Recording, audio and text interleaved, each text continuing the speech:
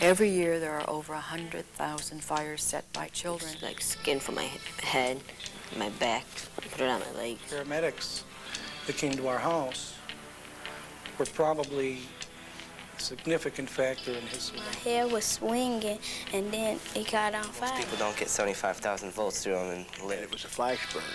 It exploded, it came on, it didn't take 1 second.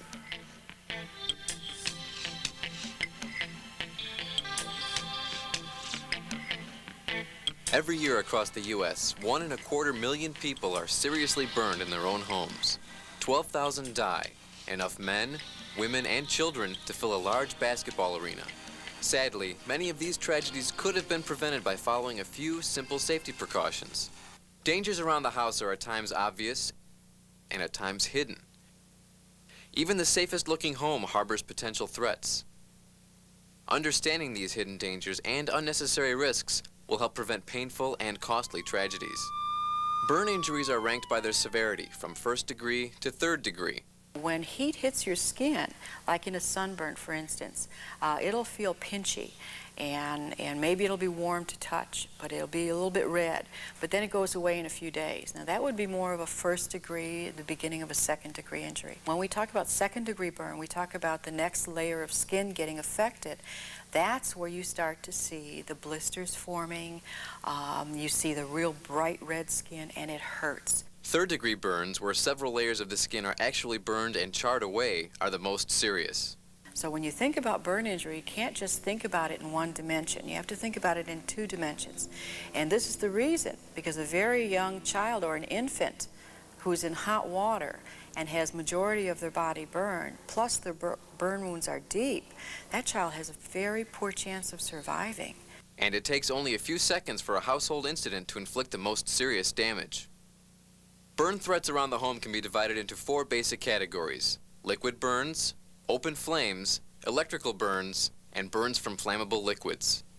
Each of these hot spots should be identified and steps taken to prevent a potential threat from turning into a painful or life-threatening burn injury. Be proactive in fire and burn safety, not just reactive to a tragic situation. A big and important question when you go in is not just where the parents going and what phone number to reach them at, but to ask them if they have a home escape plan, just in case there would ever be a fire. What does the sound of their smoke detector sound like? And if they have a home escape plan, do the children know the home escape plan? Where is their meeting place outside? Just in case. That's just as important as where can I reach you and, you know, how to react in certain emergency situations. This proactive stance means taking some simple, obvious steps, like turning pot handles away from the front of the stove, away from a small child's reach. If you're ever cooking, never have children under your feet while you're cooking at the stove. Or being aware of just how hot a cup of cocoa or bowl of soup is right out of the microwave. A bag of popcorn can cause 2nd degree steam burns if not handled properly. Other liquid burn threats, however, are not so obvious. Some people have their hot water heaters set to 150 degrees, capable of causing 3rd degree burns as quickly as 1 second. A small child playing with the faucets or trapped in a filling tub could be injured or killed by such hot water. It was 5 days before Christmas. I was a year and a half, and it was cold. It was a rainy day, and me and my brother were out in the snow. The babysitter noticed that Philip was kind of cold, so The babysitter thought that I should take a hot bath. I guess the babysitter had left the room, had put Philip in the bathtub and had left the room, and what I think happened was Philip had gone to the knob and adjusted it so that it was all hot water. My brother was there, and then I think my brother took me out. And they told me that he was down at the end of the hall in the emergency room. And I remember walking down there, and the door had opened, and one of the nurses was holding him up, and his skin was just dangling, hanging off of him.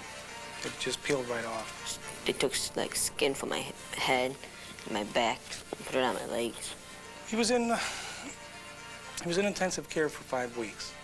In some sense, the Seldom Ridge family was lucky. Each year, thousands of small children are not. never, ever, ever leave a child in the bathtub alone.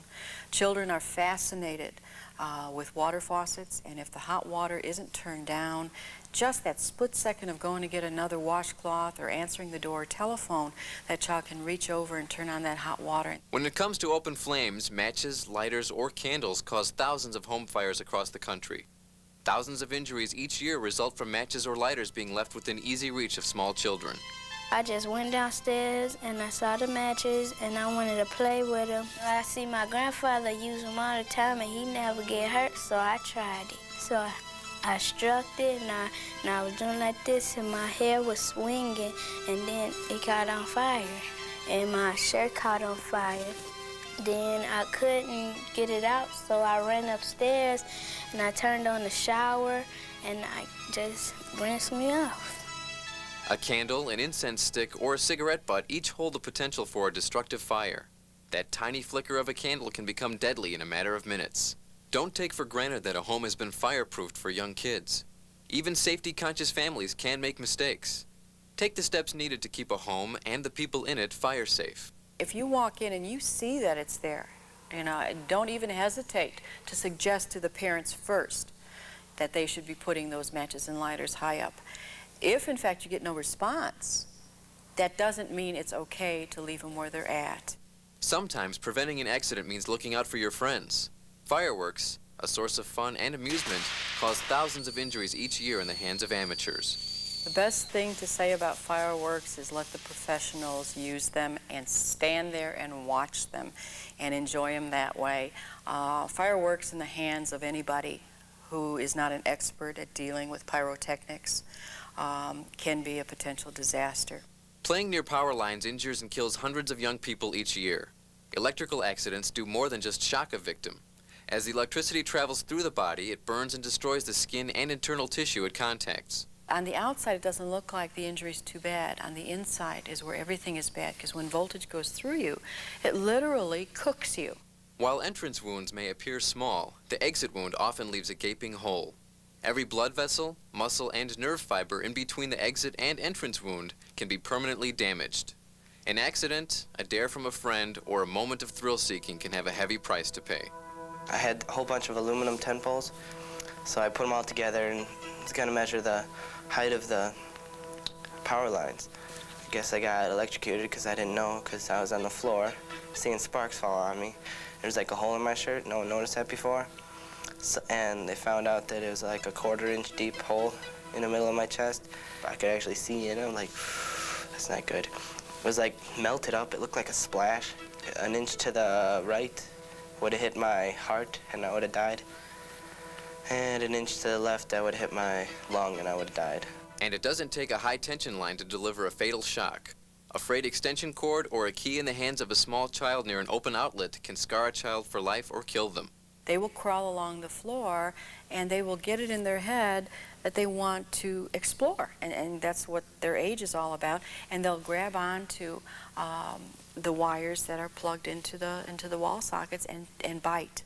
And when, of course, when they bite into them, that voltage, though, that goes through them will cause a serious injury. When it comes to dealing with flammable liquids, common sense must rule. Pouring gas into a hot lawnmower or using it to start a fire begs for trouble. No matter how much you think you know, it's actions that count. Del Dahl had spent years teaching farm safety, even writing articles about the dangers of using gas on a fire. I thought, well, if I started a little gas on it, and I actually thought, you don't use gas to start fires. You've written news stories about that. But I thought, I'll be really careful. And I got back as far as I could. And very carefully, I struck a match and threw it out. And it was a flash burn. It exploded. It came on. It didn't take 1 second. And I bumped my knee right here on the faucet. And the tissue just folded up like shaved ham. It didn't look any different except the hair was burned. But I had second-degree burns from there all the way down to where my socks were. And I think it was a month-long process. I was off work and in a wheelchair to get around. I absolutely couldn't walk. The same goes for charcoal lighter. Never add more to an already burning fire. The fluid may unexpectedly ignite or even burn back up the stream and into the can, causing an explosion. But what may be less obvious is where other flammable liquids hide in the home. The contents of many spray cans are extremely flammable and could explode if sprayed near a candle, a cigarette, or even a hot curling iron. To be safe, check the label on all aerosol cans before use. To be safer still, keep all spraying away from heat sources. If you take risks and you want to try rappelling off of mountains in the Rockies, go ahead. If you want to, engage in any kind of activity that's very competitive, that's great. But when it comes to things like, spraying lighter fluid on a barbecue grill to make the flame get bigger, making a torch or making a homemade bomb, doing those kind of activities can just present such a situation for you that's going to last a lifetime, and that you're never going to really sense how awful it is until you get older. To be fire and burn safe means more than simply avoiding trouble. Prevention, avoiding an accident before it occurs, is key.